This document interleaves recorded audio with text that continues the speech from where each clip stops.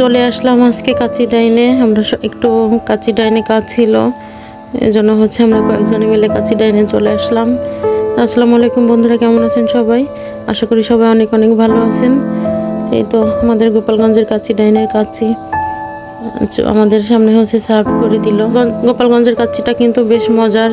আপনারা আমার গোপালগঞ্জের বন্ধুরা যারা আছেন, কাচি ডাইনে যে যদি কেউ কাচি ট্রাই না করে থাকেন তাহলে একটু ট্রাই করে দেখতে পারেন। আমার একটা চাচি আর আমার একটা ভাইয়া আসছে, ওনাদের সঙ্গে হচ্ছে আমার কাচি ডাইনে যাওয়া লাগছে কোনো একটা বিশেষ প্রয়োজনে, এই জন্য হলো গেলাম। আজকে আসলে ওরকম কোনো প্রিপারেশন ছিল না যে কাচি ডাইনে যাব, হঠাৎ করেই হচ্ছে চলে গিয়েছিলাম। এই তো আমরা হচ্ছে কাচি খাচ্ছিলাম, তো এর মাঝে হচ্ছে মনে পড়লো যে একটু ভিডিও করব, একটু ভিডিও করে নিলাম মাঝখানে। আসলে মনেই তেমন থাকে না যে ভিডিও করব, অন্যমনস্ক হয়ে যাই।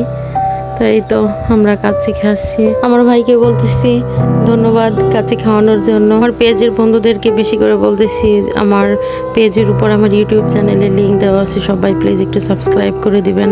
আসলে আমার ছোট্ট একটা পরিবার, ছোট্ট একটা চ্যানেল, আমি চাচ্ছি একটু গ্রো হোক, একটু বড় হোক আমার পরিবারটা। তো এই তো সবার কাছে এই মেসেজটা আজকে দেওয়ার ছিল, বিশেষ প্রয়োজন ছিল।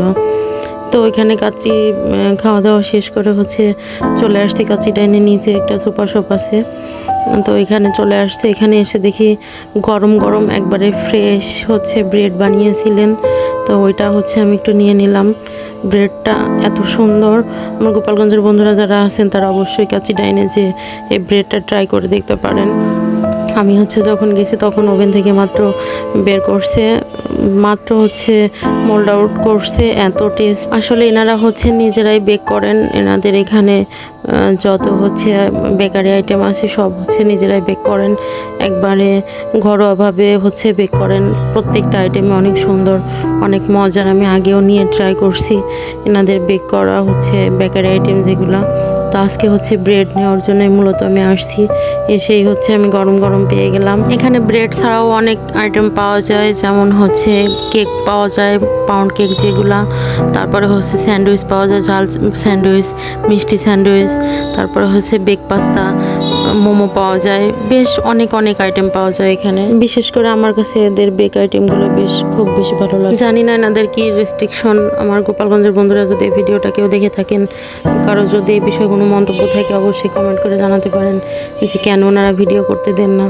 তো সুপার শপে গেলে মানুষ ভিডিও করবে, এটাই স্বাভাবিক ব্যাপার। তো একটা আপু হলো বলতেছিল যে আপু আপনি যতটুকুন ভিডিও করছেন আর ভিডিও করেন না, এখানে হচ্ছে ভিডিও করা সম্পূর্ণ নিষেধ। জানি না এটার ভিতরে কি আছে। তো বাসায় আনার পরে হচ্ছে আমার আম্মা পিস পিস করে দিচ্ছিলেন ব্রেডটা। তো আমি গরম থাকা অবস্থায় হলো নিয়ে আসছি, যার জন্য আমি আর ছোটো করি নাই, পিস করি নাই, যে বাসায় নিয়ে পিস করব। ছোট করলে হচ্ছে ব্রেডটা হচ্ছে ঠান্ডা হয়ে যাবে, এই জন্য আমি ছোটো করি নাই। তো আরও হচ্ছে ব্রেডের উপরে জেলি দিয়ে ট্রাই করতেছিল। আসলে তো খায় না, ও জাস্ট একটু ফাজলামি করতেছিল, একটু হাতে নিয়ে মুখে দেওয়ার ট্রাই করতেছিল, কিন্তু অতটুকুন খাবে না। এই খাবারটুকুন পুরো খেলেই হচ্ছে ওরা আর কোনো কিছু প্রয়োজন হয় না, কিন্তু সে তো খাবে না, সারাদিন শুধু দুষ্টু করবে।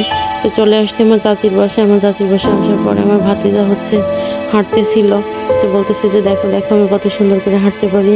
ওর হাঁটা একটু ভিডিও করলাম। আসলে এই বাচ্চারা হচ্ছে খুব চঞ্চল, সুলাইমান একটু চঞ্চল বেশি, ছেলে বাচ্চা তো এটা তো চঞ্চল হবেই মাশাল্লাহ।